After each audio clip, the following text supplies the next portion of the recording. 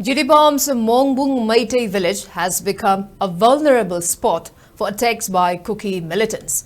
Mongbung Meitei village, located just 7 kilometers from the district headquarters, witnessed yet another violent attack today as heavily armed Kuki militants opened fire from nearby Sejong village. Kuki militants unleashed bullets and bombs on the village during the attack, which began at 11:30 a.m., prompting immediate retaliation from village volunteers and security forces. According to reports from our Jiribam correspondent, the exchange of fire lasted for over an hour before. After a brief ceasefire, the hostilities resumed at 1 p.m., leading to exchange of fire till 4 p.m.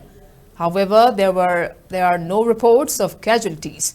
The situation remains volatile, with village volunteers and security forces maintaining high alert to prevent further escalation.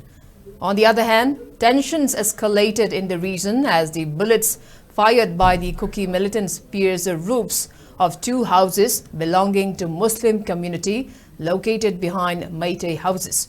The incident has sent shock waves through the neighborhood, with family members and locals expressing fear and concern for their safety.